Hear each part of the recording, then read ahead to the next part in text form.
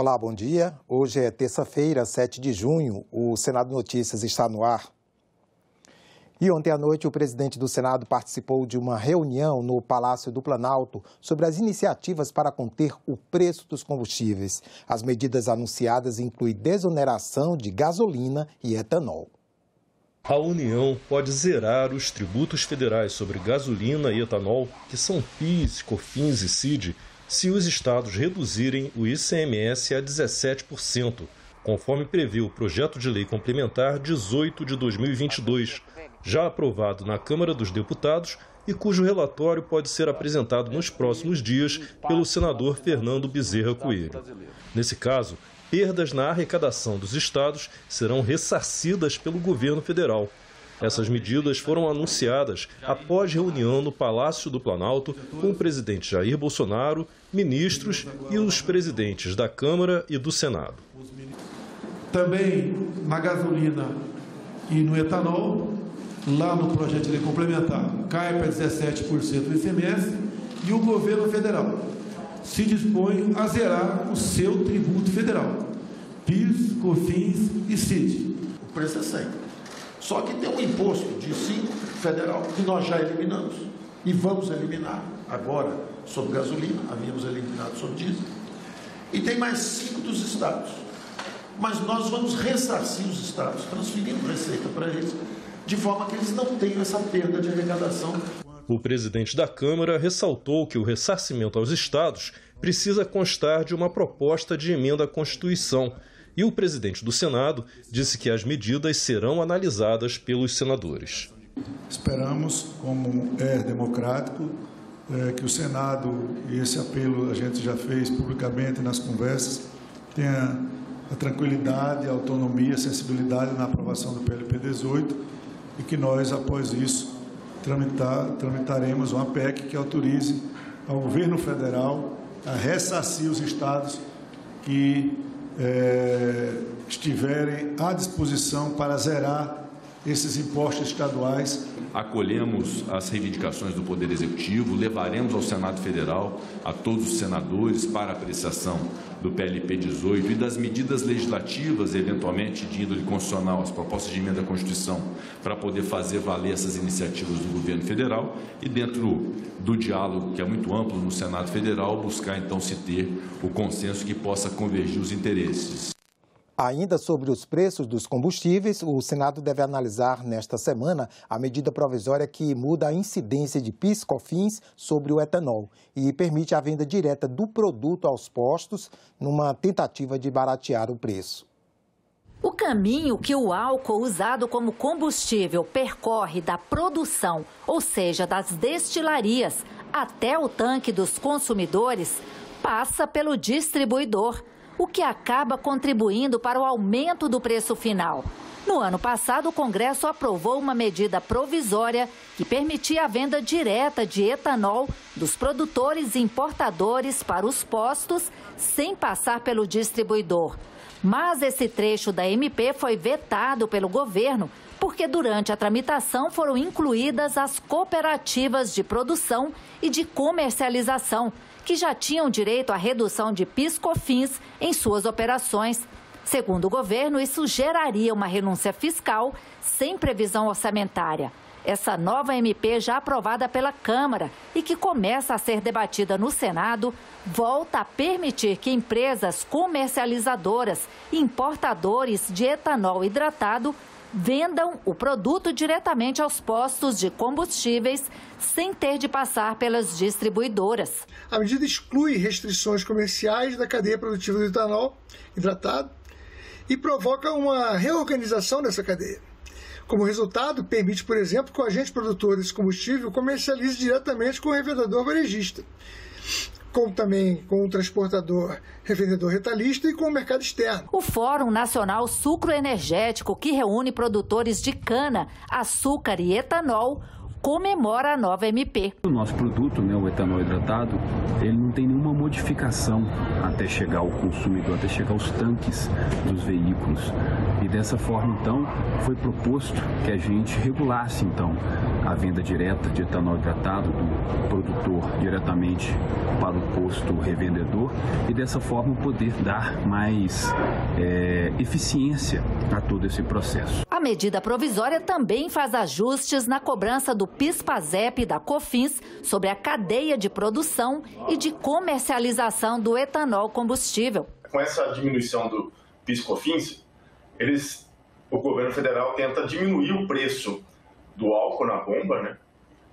E aumentar a concorrência, coisa que não conseguiu só com a medida provisória do ano passado. E esse ano é a tentativa com a redução de impostos. O texto também autoriza as cooperativas de produção a participarem dessa venda direta. Estabelece regras de tributação para a venda direta aos varejistas. O texto também estabelece uma temática tributária aplicável à venda direta de etanol pelas cooperativas de produção e comercialização, equalizando a carga tributária dessas vendas realizadas pelas cooperativas com as efetuadas pelas demais pessoas jurídicas, evitando-se assim distorções concorrenciais.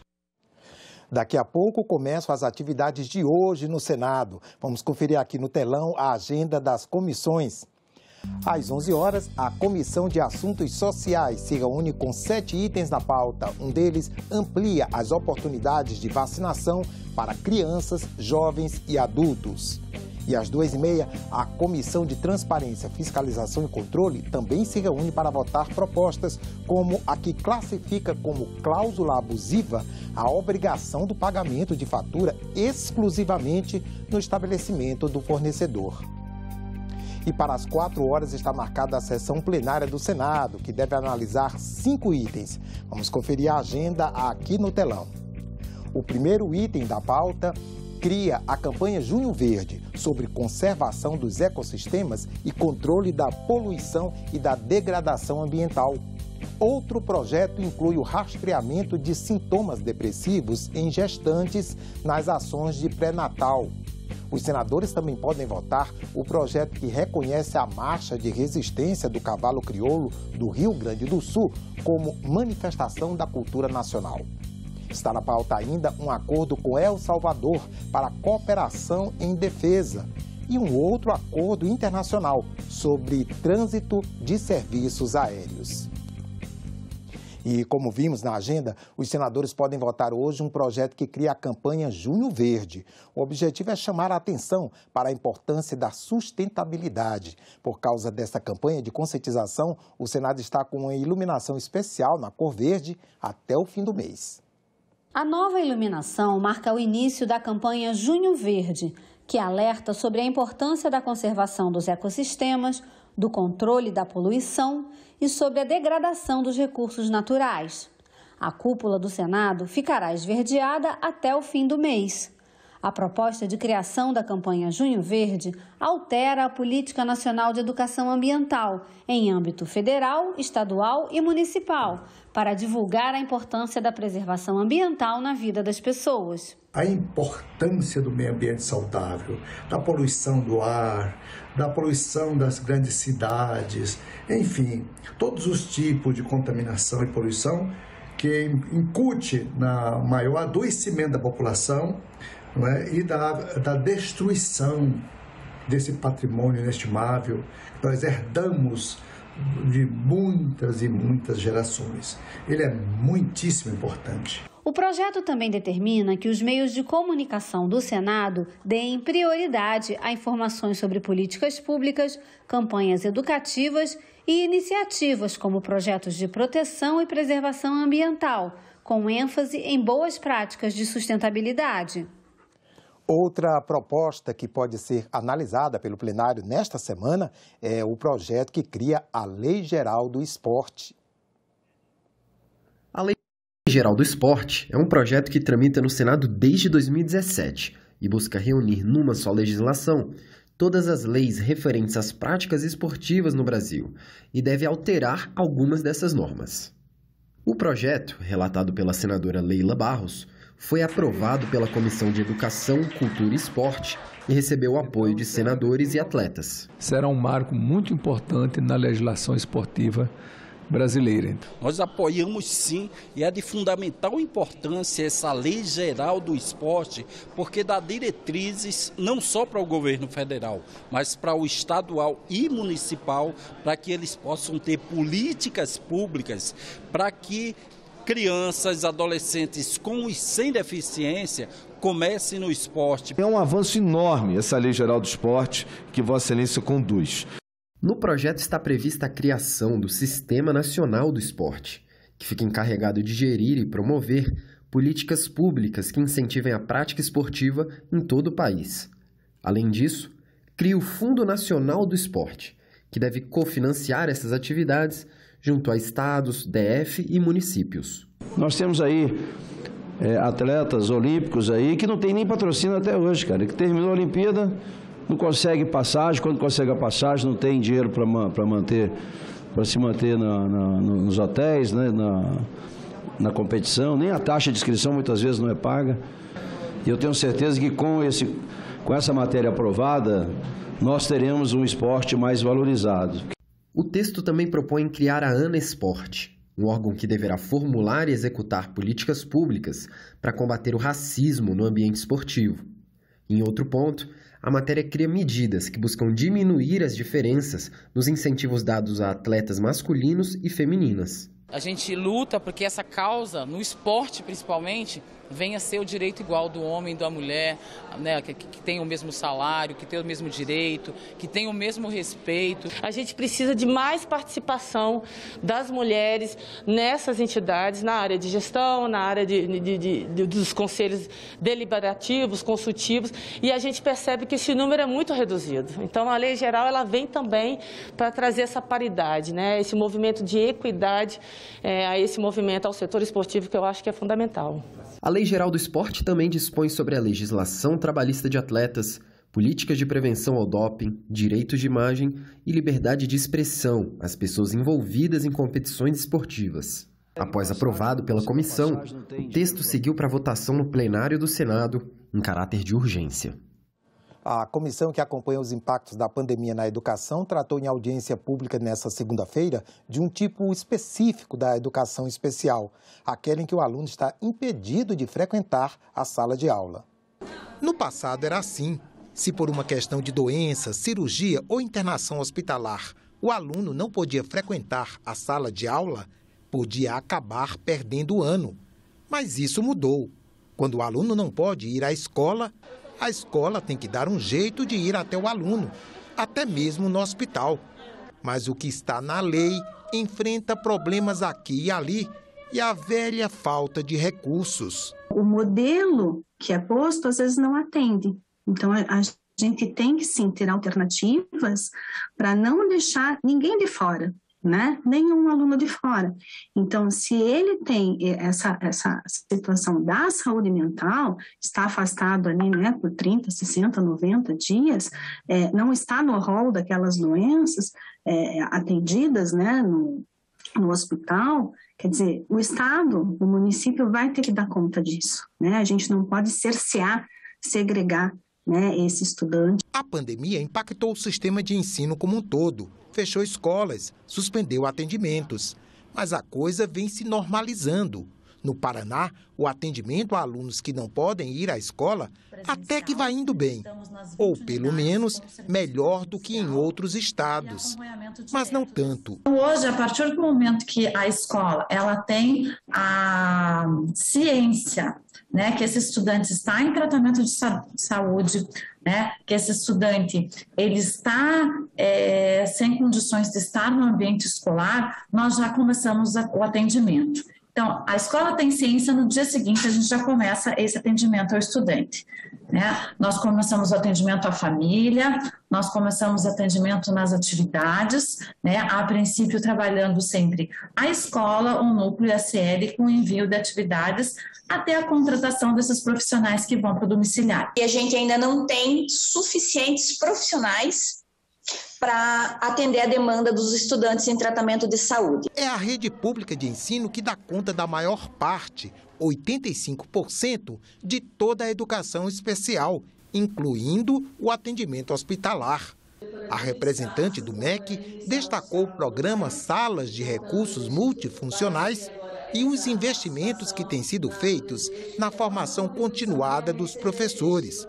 Mas pessoal capacitado para atender esse público, impossibilitado de frequentar escolas, ainda é o grande desafio. Essas crianças ficam grandes períodos sem frequentar a escola, né? E não são todos os hospitais, clínicas, casas de apoio que têm professor.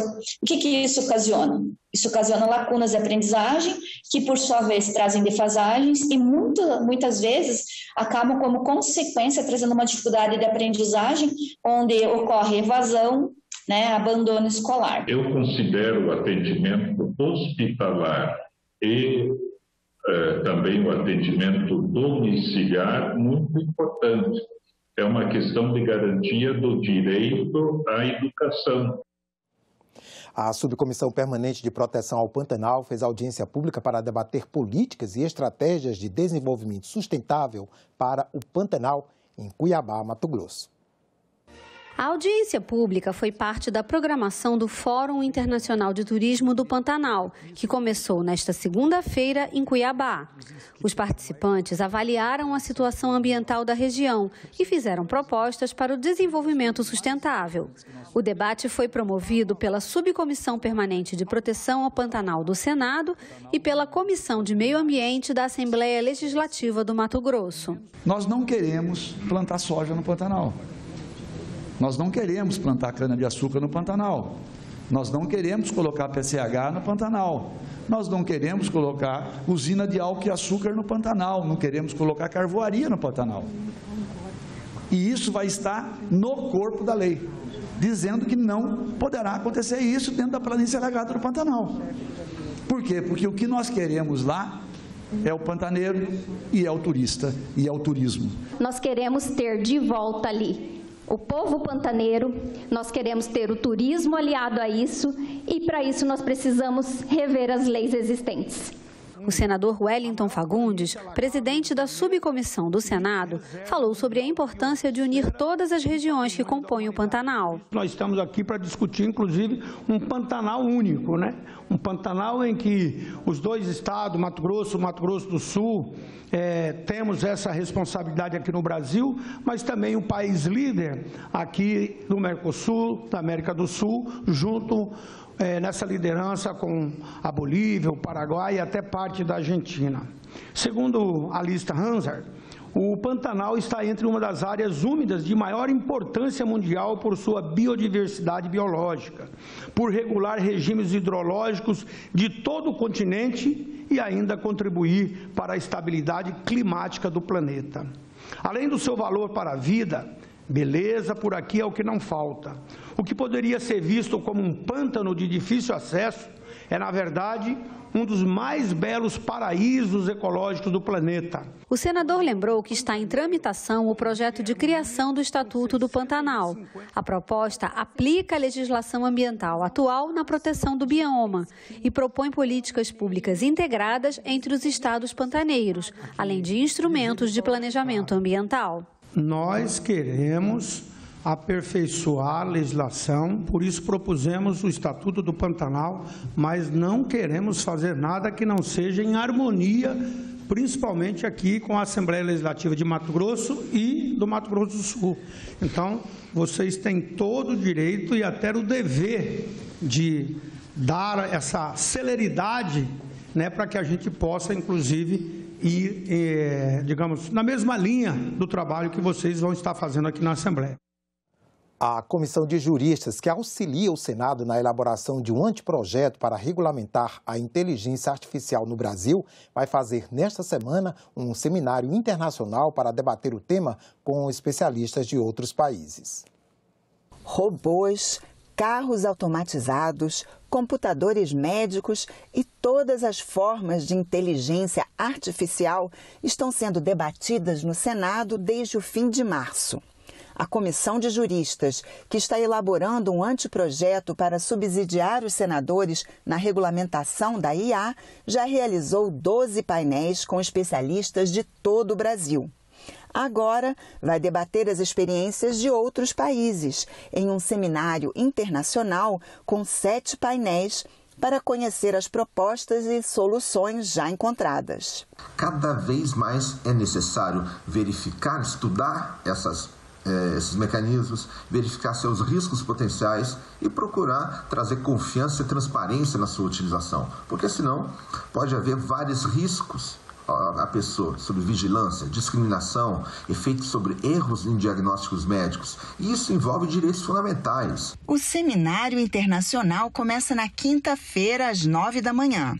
Os temas dos painéis já estão definidos: democracia e direitos fundamentais, desafios da regulação de inteligência artificial, experiências comparadas, transparência, viés e devido processo na tomada de decisão automatizada. Na sexta-feira, os temas serão proteção de dados e regulação de IA, técnicas regulatórias e abordagem baseada em risco, mercados e expertise, perspectivas setoriais em IA. E o último painel sobre sistemas de responsabilização. Até o mês de agosto, os juristas devem apresentar ao Senado a proposta de um anteprojeto de marco regulatório para a inteligência artificial no Brasil. É fundamental ampliar esse debate com a sociedade, ampliar esse debate também com a comunidade técnica, para que essa importante missão da Comissão de Juristas e do Congresso Nacional possa ser cumprida com êxito. Missão essa que exige o cumprimento dos direitos fundamentais, a concretização da dignidade da pessoa humana e também a promoção da inovação. Nós ficamos por aqui. Você pode rever as reportagens desta edição na nossa página na internet, senado.leg.br/TV. Obrigado pela companhia e continue sintonizado aqui na TV Senado.